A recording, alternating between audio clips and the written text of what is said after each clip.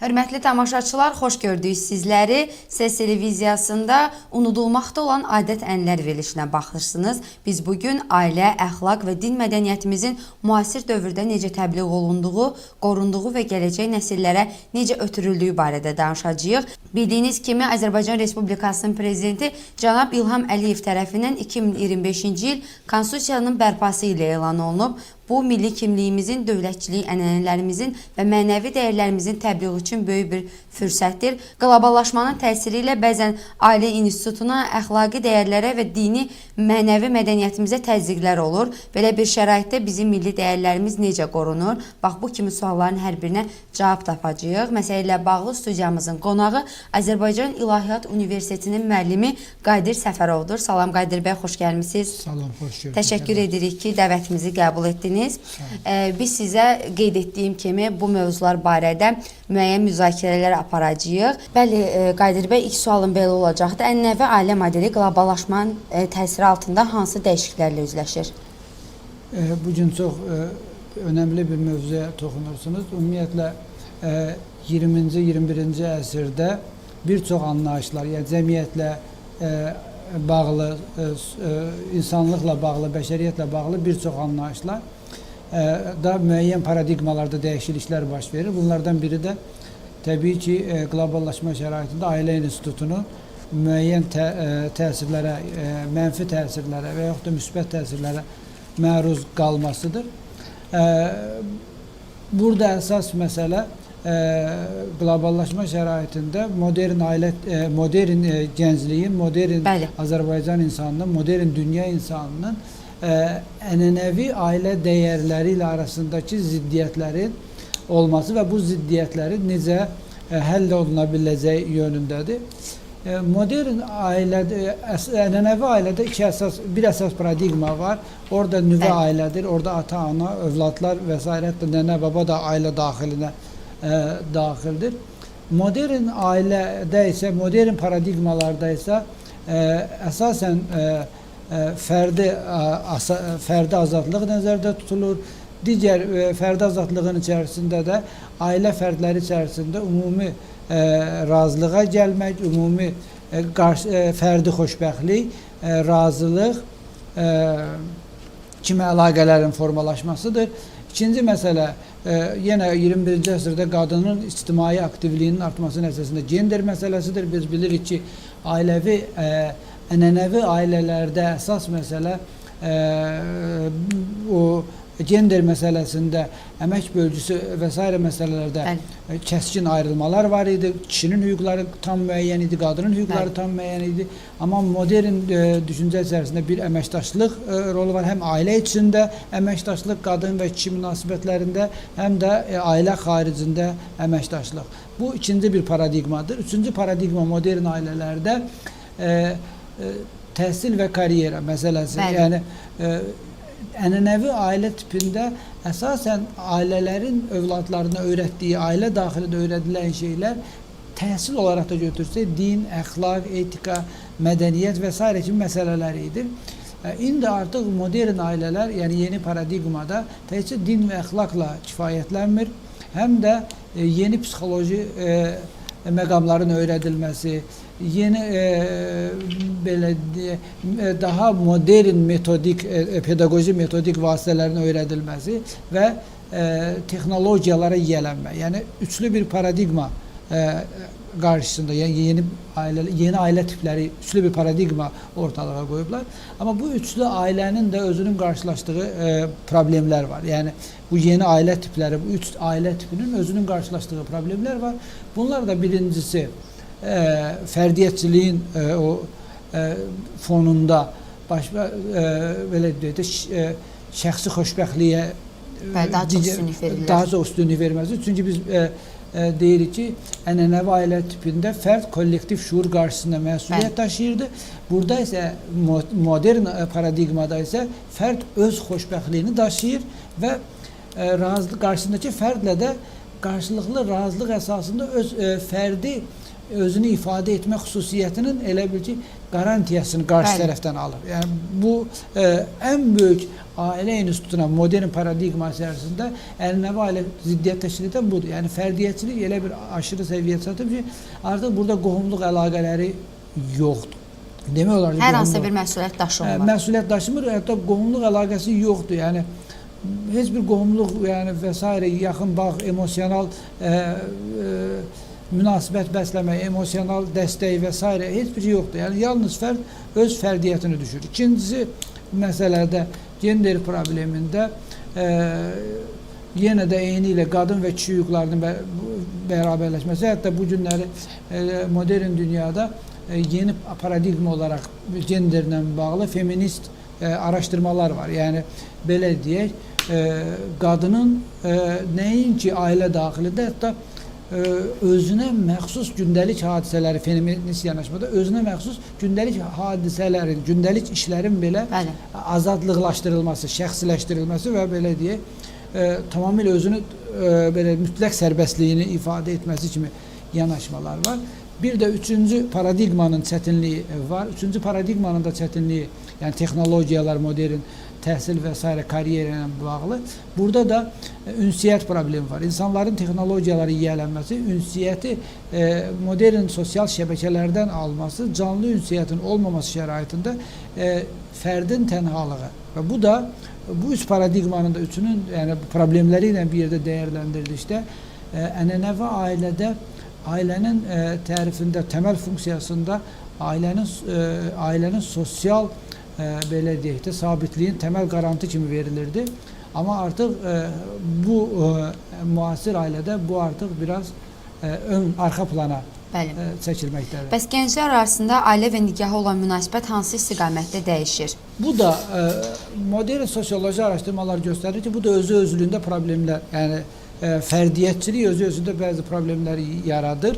Xüsusilə gənclərin, istər xanımlarımız olsun, istər bəylərimiz arasında evlilik yaşının ənənəvi ailələrə nisbətdə uzanmasıdır. Yəni yaş fərqliliğinin artmasıdır. Yəni belə ənənəvi ailələrdə bizim dini düşüncə, milli kimliyimiz içərisində maksimum 24-25 yaşa qədər evlilik. Yəni belə hətta bizim ənənəvi düşüncə götürəcək 17-18 yaşından 25 yaşında arasında olan bir müddətdə evliliyin tamamlanması və belə deyək də artıq 18 yaşında bir gəncin özünün ailə məsuliyyətini dərk edib bu məsuliyyət özü.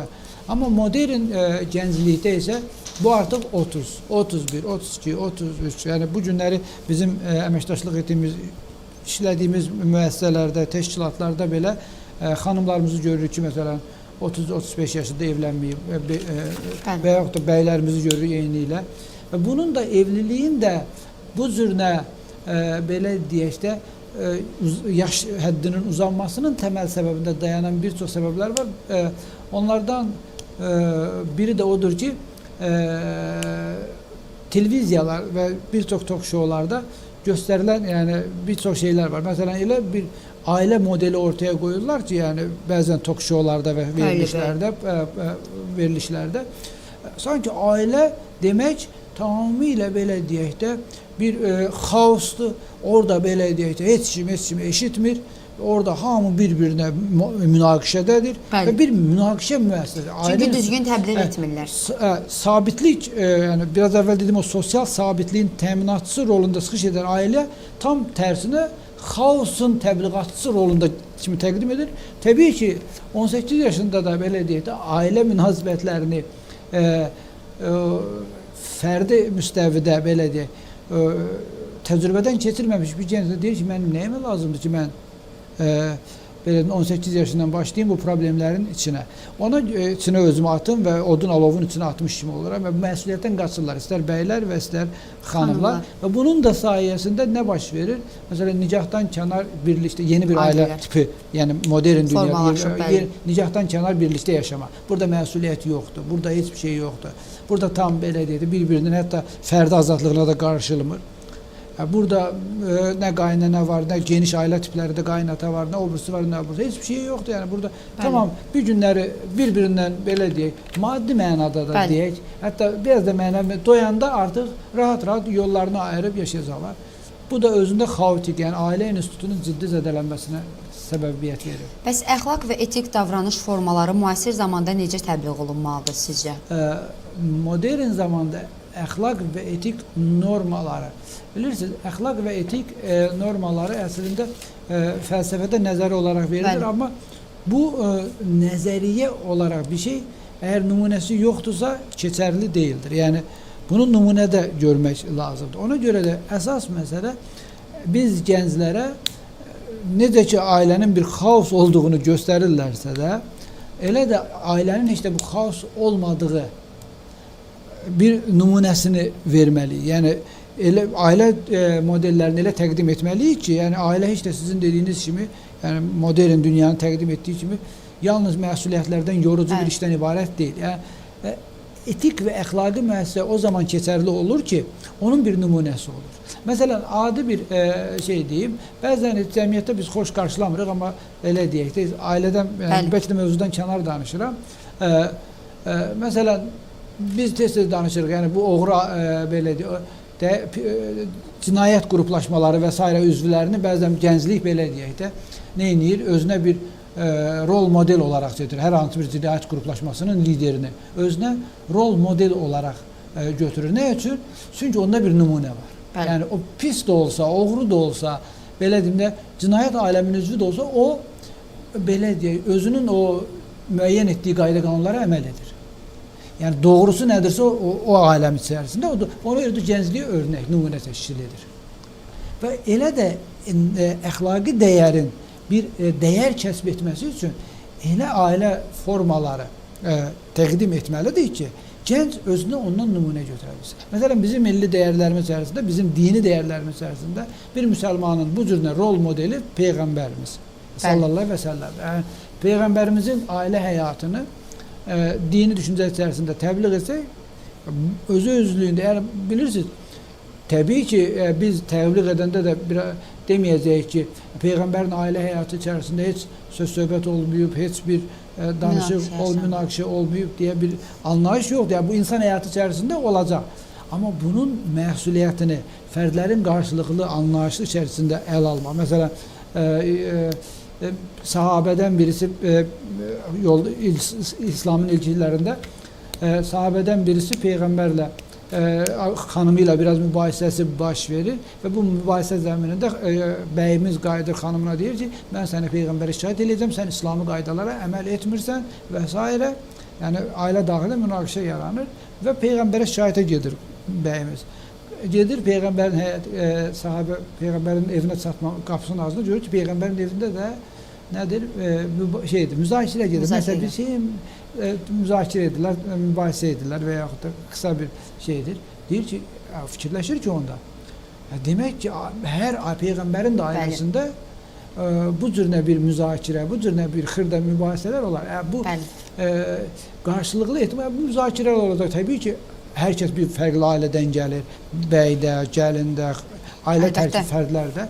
Ona görə fərqli düşüncələrin adamlarıdır. Eyni şey %100 mümkün deyildir. Və əxlaqi nümunə olaraq da, yəni yaşanmış real həyat, yəni bizim dinimiz baxımından Peyğəmbərimizdir və Peyğəmbərimizin nümunə olaraq təbliği, yəni gənclər arasındakı və burada dözümlülük, Peyğəmbərimiz deyə bilər ki, mən Peyğəmbərəm, sən kimsən mənə müzakirə edirsən bu məsələləri və yaxud da elə sahabə içərisində və yaxud da bu cürünə, yəni insanların ailə həyatı düzgün formada inşa, düzgün formada mübahisəsiz demirəm, yəni düzgün formada ailə mübahisəsi də olacaq, amma bir-birlərinə etik normaları qoruyaraq, əxlaqi normaları qoruyaraq ailə birlikdəliyini belə davam elətdirən, davamlı ailə birliyi sahib olanların nümunəsini daha çoxaltmaq lazımdır. Bəs dini dəyərlərin ailə və cəmiyyətin əxlaqi dayağı kimi rolu nə dərəcədə önəmlidir? Dini dəyərlərin önəmli olduğu biraz əvvəl də Peyğəmbərdən nümunə gətirdik və dedik ki, Peyğəmbər birincisi bir nümunədir. Yəni, konkret Peyğəmbərimizin 36 illik bir evlilik həyatı var. Bəli. 36 illik bir evlilik həyatı var. Bu evlilik həyatı yaşanmış bir nümunədir və burada heç xanımlarına qarşı şiddət elədiyi heç bir vaqiə yoxdur. Kiçik mübahisələr olacaq. Bir şiddət yoxdur və heç bir, belə deyək də, üstünlük bir-birinə. Peyğəmbərimiz sahabə içərisində hər zaman görünərdi ki, xanımı ilə əlbəttə neçə dəfə gəlib Peyğəmbərimiz görür ki, qapısının ağzını özü süpürür. Bəli. Evinin ağzını özü təmizləyir. Yəni sonra xanımına olan münasibətləri zarafatlaşma və s. Yəni bu bir Peyğəmbərimiz bu baxımdan mükəmməl bir nümunədir. Yəni həm insan olma baxımından bir mələk deyil Peyğəmbər, insandır. Buna baxmayaraq da mükəmməl bir ailə göstərəcəyiz. Yəni bu birincisi nümunə. Yəni dini dəyərlər burada bir rol oynayacaq. İkincisi dinin təməl prizmasında qadın və kişi bir-biri üçün yaradılmış bir cütlükdür. Yəni bir-birini tamamlayan, hətta Quran-ı Kərimdə libaskum libaskum dediyi ayədə davam edir. Biri birlərinin paltarlarıdır kimidirlər. Biri digərini tamamlayar. Din, düşüncə bunu ifadə edir. Yəni tamamlayıcı ünsürdür. Tək başına bilirsiniz bir şey yaramazsa və yaxud da bir-birindən üstünlük məsələsi.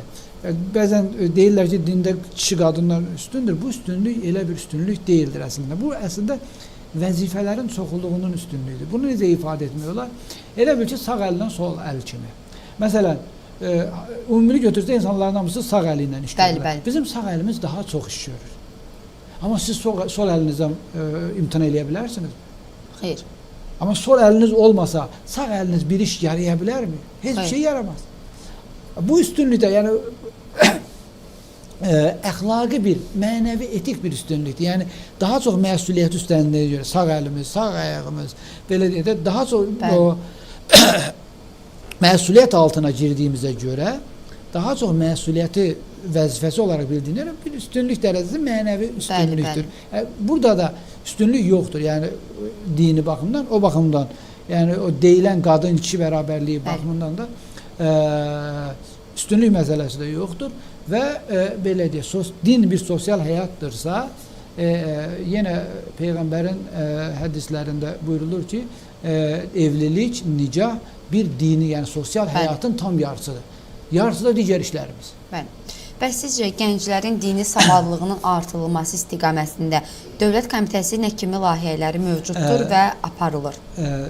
Dövlət Komitəsi, Dini Qurumlar üzrə Dövlət Komitəsindən öncə bilirsiniz, Azərbaycanda ilk əvvəl prezident, Azərbaycan Respublikası prezidenti cənab İlham Əliyev fərmanı ilə fevral ayı 2009-cu ildə səhv etmirəmsə, Azərbaycan İlahiyyat İnstitutunun yaradılması. Yəni Azərbaycanda bir ilk idi. Bir ilk idi. Yəni Azərbaycanda hətta dövlət din münasibətləri belə deyim formasında, yəni biz dünyəvi dövləti, dünyəvi təhsil veririk, konstitusiyon aktdır. Əlbəttə. Amma prezident belə bunu belə deyək, görürdü, bunu dəyərləndirirdi və bilirdi ki, milli həmrəylik elə dini həmrəylikdən keçir. Yəni dini həmrəylik və milli həmrəylik bir pulun iki üzü kimidirlər və bunu dəyərləndirdi ilk İlahiyyat İnstitutu. Yəni Azərbaycanda bunu biz artıq belə deyək, o ildən bu ilə biz artıq öz məzunlarımızı verməyə başlamışıq.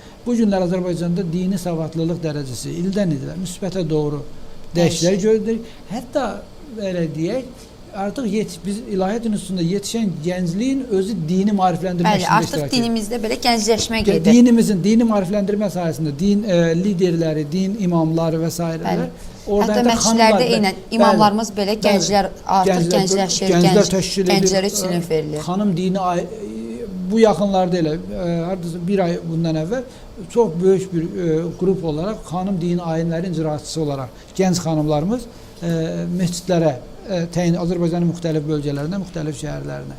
Bu dini dəyərləndirmə, dini maarifləndirmə işində qaldı ki, dini komitə olaraq üzərinə düşən təbii ki, maarifləndirmə prosesləri il boyu gedir. Yəni il ərzində məsələn bir ay əvvəl, 2 ay əvvəl, nə bilim, Zaqatala, Balakən bölgəsində, Sabah, yenə dini maarifləndirmə ilə bağlı Qusar bölgəsində, bütün Azərbaycanın, yəni il boyu dini komitənin planına uyğun olaraq bu davam edir. Yəni dini maarifləndirmə işi. Bəs ənənəvi dini bayramların, mərasimlərin yeni nəslə çatdırılması üçün hansı yollara əl atılır?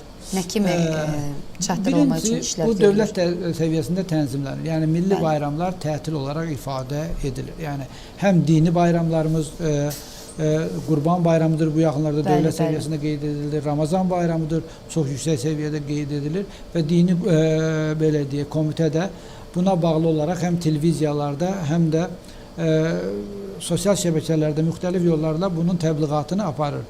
Hətta Azərbaycan İlahiyyat İnstitutunda İlahiyyat televiziyası, yəni fəaliyyət göstərir. O da maarifləndirici işini aparır.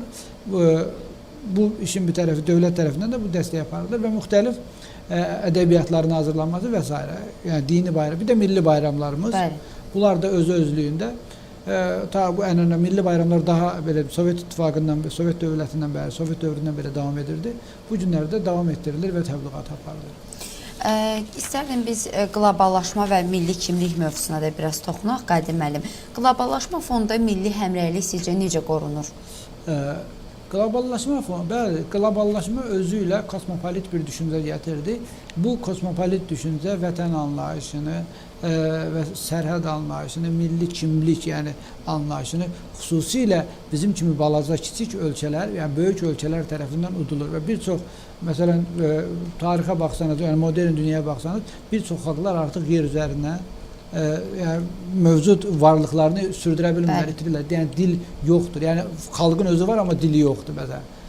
Xalqın özü var, yəni milli dövləti yoxdur. Bu gün Azərbaycan bu baxımdan çox-çox irəlidədir. Yəni bunun da səbəbi bu böyük güclərin, böyük super güclərin qarşısında Azərbaycan xalqının, yəni yeganə mövcudluğunu dəstəkləyəcək şey onun milli kimliyidir.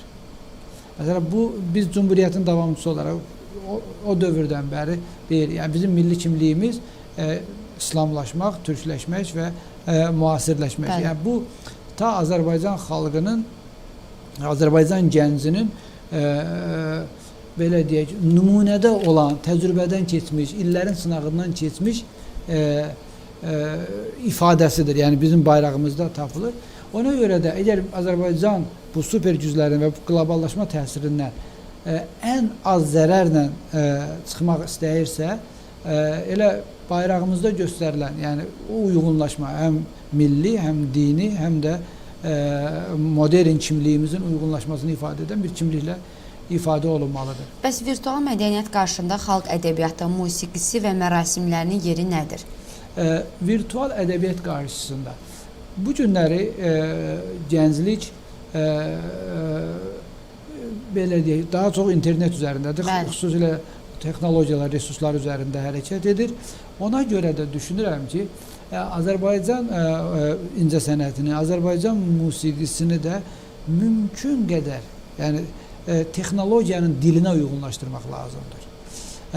Mümkün qədər texnologiyanın, yəni çünki modern gənclik artıq belə deyək, uzun-uzadı belə deyək, teatr mədəniyyətindən biraz yoxsul olub. Yəni həyat o qədər belə deyək, sürətlənib ki, modern dünyada. Hətta gənclərimizin səbri çatmır, nəyəsə uzun-uzadı baxmağa. Hətta bizim gənclik gedib saatlarla teatrda, bu teatrda oturmaq gözəl bir şeydir. Yəni əslində teatr bir mədəniyyətdir, mədəniyyətin bir növüdür. Bu bir musiqi, qulaq asmaq bir yaxşı, amma çox əfsuslar olsun ki, həyat o qədər sürətlənib ki, bizim gənclik, yəni belə deyək də, sənətlə gənclik arasında bir qaçış məsafəsində, yürüyüş məsafəsində bir interval yaranıb, çox kəskin interval yaranıb.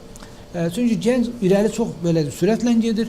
Hətta belə deyək də, izləyəcəyi musiqinin bir qısa olaraq ifadə olunması, o məsələn YouTube-da short versiyalar və s. və yaxud da Facebook üzərindən reelslər, zadlar, qısa roliklər olaraq ifadə edir və musiqiyə də, incəsənətə də elə qısa rolik olaraq baxırlar. Yəni o cür nə ifadə olunmasını istəyirlər. Çünki o deyir ki, mən dayanıb mən teatra gedib bir saat yarım vaxtımı orada ifadə eləyə bilmərəm. Mən getməliyəm və ona səbirsiz davranırlar. Ona görə də Azərbaycan yəni milli həmrəylik düşüncəsi içərisində Azərbaycan musiqisini, Azərbaycan incəsənətini də o milli həmrəyliyə dəstək nümunəsində ifadə etmək istəyiriksə, o milli musiqini eyni ilə uyğunlaşdırmalıyıq. Yəni modern texnoloji, virtual dünyaya daha çox onu ifadə etməliyik ki, elə ki, gəncliyimizdə modern gəncliyə çata bilsin. Yəni interval arada içsin. Məncə də. Dəyərlərin itirilməsi ilə milli konstitusiya şüurunun zəifləməsi arasında sizcə necə bir əlaqə var? Ümumiyyətlə əlaqə varmı? Bəli, biraz əvvəl danışırıq. Bir kosmopolit gənc olsun. Bir kosmopolit gənc varsa, Onun nəyinə lazımdır ki, konstitusiyada göstərilsin ki, Azərbaycan Respublikasının nə bilim dövlət bayrağı filan rəngdədir. Onun nəyinə lazımdır? O ona bir nə əhəmiyyət qatır? Milli kimlik olaraq heç bir əhəmiyyət qatmır. Və yaxud da gerbimiz onun üçün nə ifadə edir? Himnimiz onun üçün nə ifadə edir? Vətən. Din, vətən kimliyi, Azərbaycan Respublikasının ərazi bütövlüyü, nə ifadə? Suverenlik. Heç bir şey əhatə edir. Yəni bütövlükdə konstitusiya belə deyək də 2 maddədən ibarət olaraq götürsək ümumi olaraq. Onun biri var hüquqi gündəlik işlərimizi yürüdən tərəfi, bir də onun mənəvi tərəfi, yəni ağır tərəfi, bu dediyimiz şeylərdir. Onun elə ki bir tərəfi gedir, yalnız bizim gəncə konstitusiya bir hüquqi akt, yəni svetofor, yəni işıqfor kimi bir şey olur. Qırmızı işıq, yaşıl işıq, yəni bundan ifadə edən başqa bir şey ifadə etmir. Bəs siz necə düşünürsünüz müasir dövrdə? Yəni gənclərimiz nə etməlidir ki, bizim o milli dəyərlərimiz, əxlaq kodekslərimiz, ailə dəyərlərimiz və ailə anlayışımız sıradan çıxmasın. Sizcə, yəni bunun üçün nə kimi addımlar atılmalıdır? Bunun üçün nəsillər arası əlaqənin bərpası lazımdır. O sələf-xələf əlaqəsi. Yəni biz biraz yaşlı nəsil və ya daha yaşlı nəsil yeni təhsil modelində, yəni Azərbaycan xüsusilə təhsildə, orta məktəb bilirsiniz cəmiyyətin əsasını təşkil edir, ora verir. Orta məktəblərdə bu təmin olunmalıdır. Ailənin nəsildən nəsil ötürülməsi ənənəsi təmin, bu olmazsa olmaz. Yəni məktəb, uşaq bağçası, məktəb və universitetdə bu ənənə belə ötürülə getməlidir ki, nəsillər arası inteqrasiya etməsin. Və siz bir müəllim kimi gənclərimizə nə tövsiyə edərdiniz?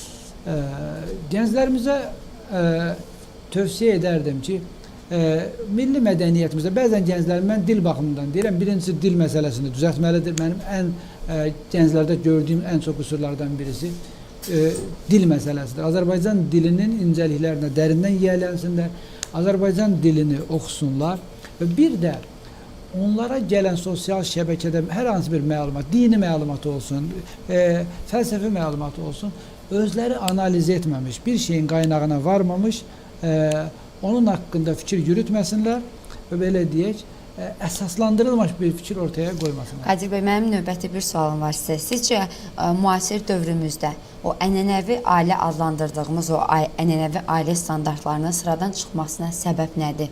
Yəni, bugünkü günümüzdə buna səbəb olan yəqin ki, müəyyən faktorlar var. Bunun ən başlıca səbəbi fərdiyyətçilik.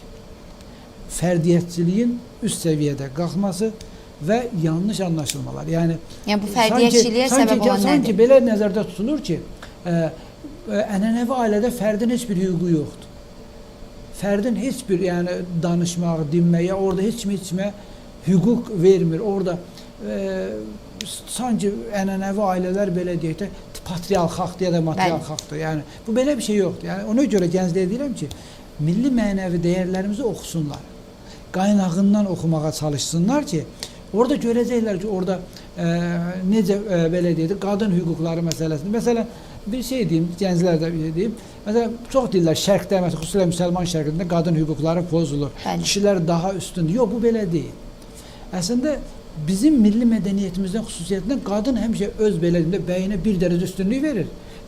Kənardan bu... Bizim qadınlarımız ümumiyyətlə fədakardırlar. Fədakar. Məsələn, Osmanlı dövrü ərzində bizim də eyni mədəniyyətdir. Turkish Village deyə bir əsər yazır, bir ingilis. Türkiyəyə gəlir, Osmanlı ərazisində gəlir, orada Türk insanını incələyir. Türk kəndi deyə, Turkish Village deyə bir əsər yazır. Orada görür ki, bir günləri bir kişi yolla gedir, qadın öz belədində eşeğinə minib gedir və pencəyini yayın istisində, pencəyini də kişinin, qadının üstünə atıb və qadının da bir də çiynində odun var. İngilis üçün bu dəhşətli bir şeydir. Yəni deyir ki, bu insan haqlarının pozulmasıdır və s. Yaxınlaşır ki, kişiyə kəndin içərisindəki siz nə edirsiniz? O qadın hələ eşeği özünüz mümüsünüz, pencəyinizi də ona atmışsınız, hətta bir odun da vermişsiniz. Elə deyir, bunu demişdim, yəni İngilis özü anlatır bunu əsərdə. Bunu demişdim, qadın yükünü atdı ki, ey gavur, yəni kafir anlamında, sən kimsən ki, mənim də kişinin, mənim həyat yoldaşımın arasına girəsən? Mən bilərəm, o bilər. Yəni, bizim mədəniyyət içərisində, milli mədəniyyətimiz içərisində belə bir ayrılıq, hətta görünüşdə bəzən o mənfi görünəcək bu kimi hadisə ola bilər. Yəni, bəzən görə bilər ki, kişi biraz səsini yüksəkdir, nə bilim, biraz tonu yüksək oldu və yaxud da qadın elə hər şeyi gəldi, gördü. Bu belki de görünüşte yani gəncimiz də modern dünyada yaşayır, Bəli, modern bəli. anlayışla baxır, o paradigmadan baxır. Belki de yanlış ama biraz işin içine girseler, biraz işin içine tanış olsalar görecek ki burada ayrılık yok.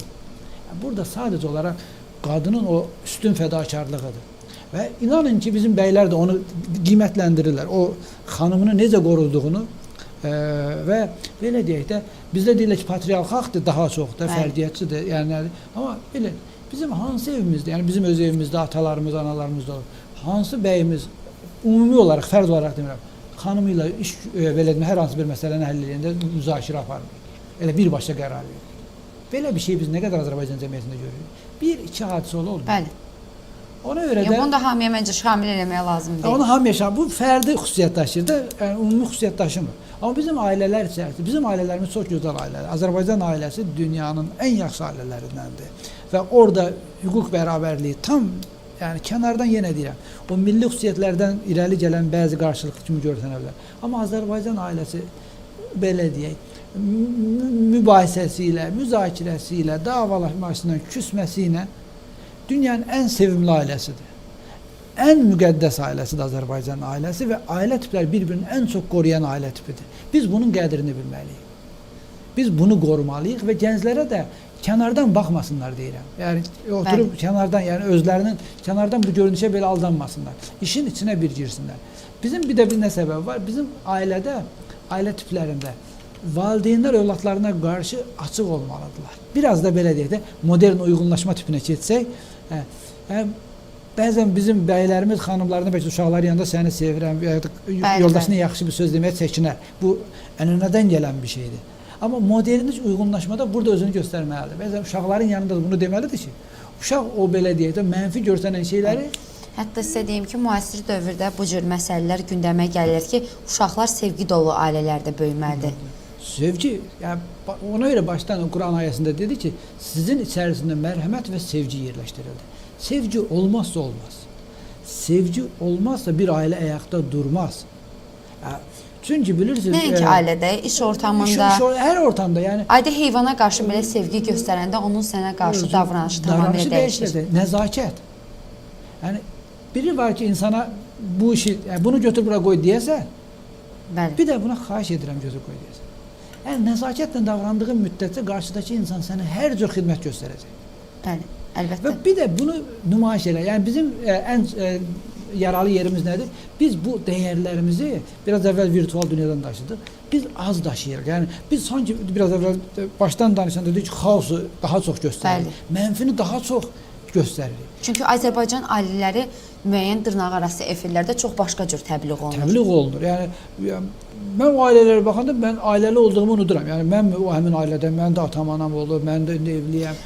Adam onu unudur. Birinci elə Azərbaycan ailəsi budur. Yəni o mənfilikləri, yəni mənfiliklərlə yanaşı o müsbətlərimiz var, özdə çoxdur. Onların təbliği lazımdır və onların təbliğində birbaşa da ailələr özləri iştirak etməlidir.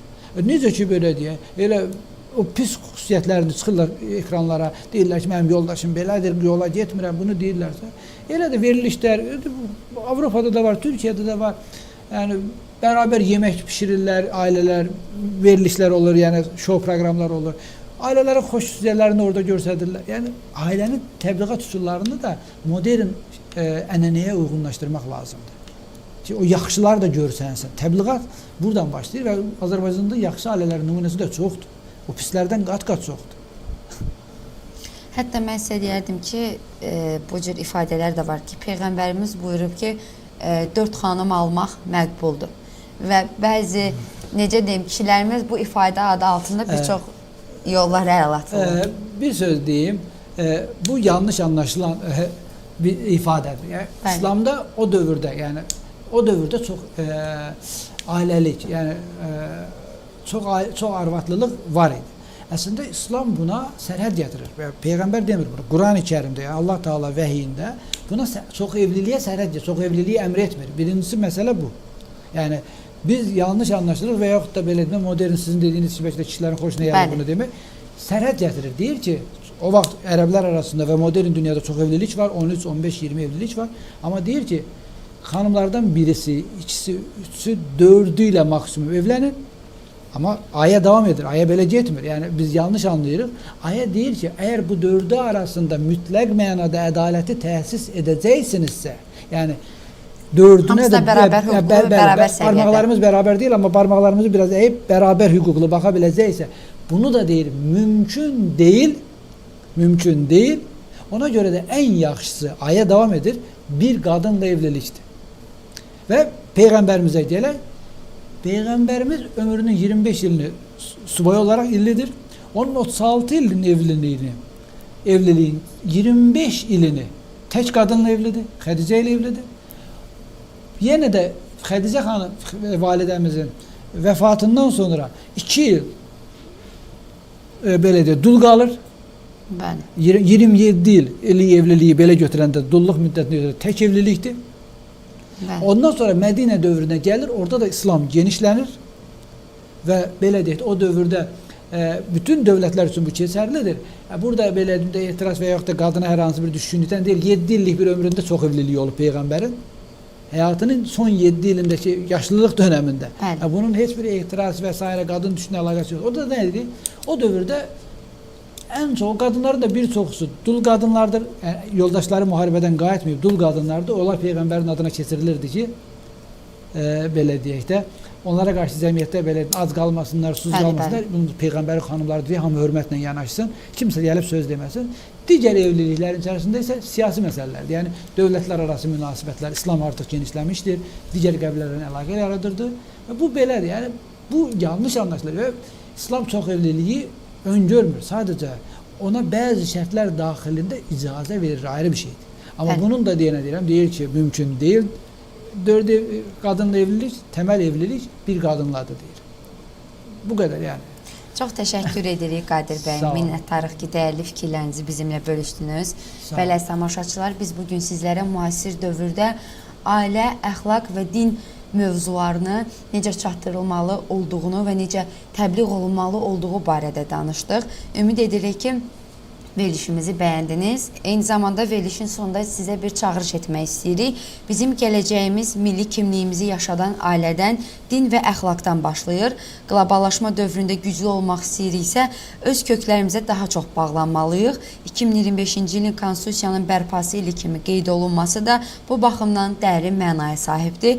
Gəlin dəyərlərimizi yaşadaq, onlara gələcək nəsillərə çox yaxşı bir şəkildə ötürək. Sağ olun, salamat qalın.